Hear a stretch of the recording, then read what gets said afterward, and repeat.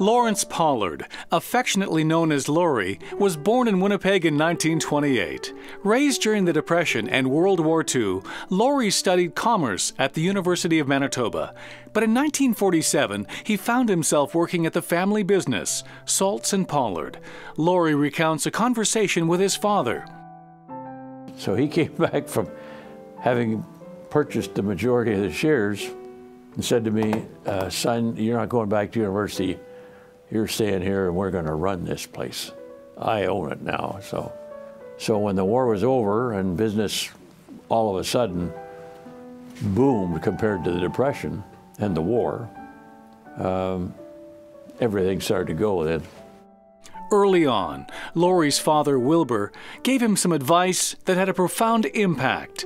My father, to his credit, said to me, before he died, we won't be printing business cards and and annual reports and God knows magazines. We did everything, You ain't gonna be doing that for the rest of your life. You got to start thinking now about, new product development. He was thinking principally in printing, but he was older, so that's your responsibility now, kid. Lawrie took that responsibility very seriously, and in the mid-1980s made some important changes in the company. The biggest event was when my dad decided he wanted to get into scratch-off computer-generated lottery products, which was the mid-80s. That was really just a real jumping-off point for the company, and at that time, it shows my dad's entrepreneurial spirit. At that time, he was in his late 50s, and he took a guarantee with the bank, mortgaged his house to support the guarantee, took out a big corporate loan, and purchased a whole new line of equipment and set up a whole new factory in addition in British Columbia, all in very short order, to manufacture a product that he'd really never manufactured before.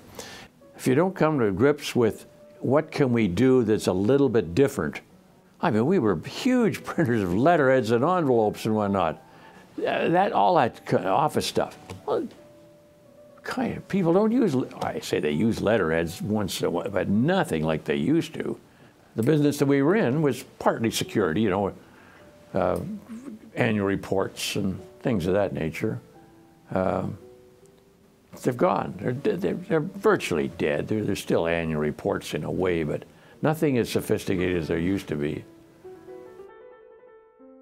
I met Lawrie early on in my career here because he's been a big supporter of the business school. And I first met him through contacts with the business community. He was always involved in what the school was doing, very helpful. Came out and spoke to my students from time to time.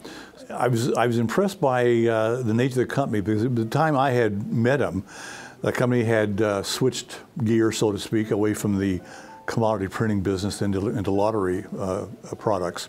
And I'd heard the story about how that happened and why he did it.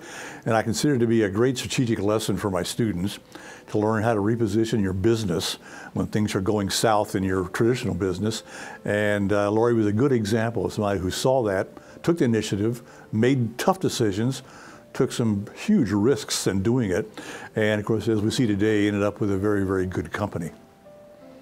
The fact that the company was able to pull that off, which was not an easy thing to accomplish by any stretch of the imagination. They had lots of very difficult times over a year or two where they had a very difficult time making the product work the way they wanted it to.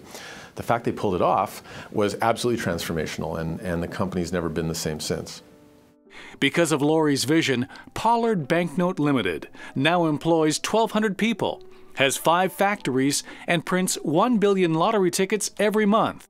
He saw this as an absolute slam dunk from the get-go. There was no way this wasn't going to work, and he was 100% confident it was going to go.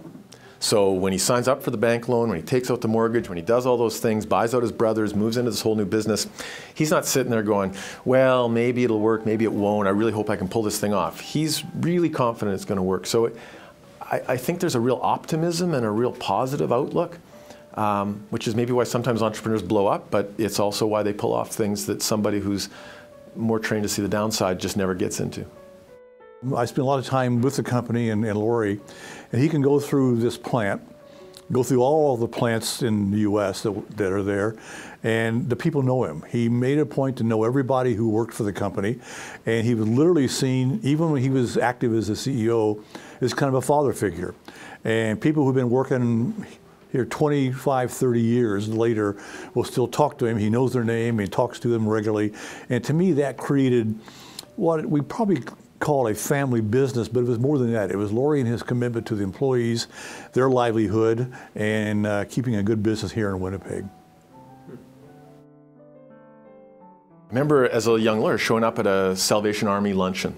My dad was the lunch speaker, and he gave a little speech on volunteerism and the importance of volunteerism to this big crowd at the West End. And I walked out there going, holy crap, absolutely brilliant speech. And so he wasn't a guy who had advice. He was just a guy who, if you hung out with him and you saw how he conducted himself and you saw him present speeches at these various events that he was doing, you could learn something from him. And so I think my brothers and I and my sisters and I all do things a little bit differently than my dad.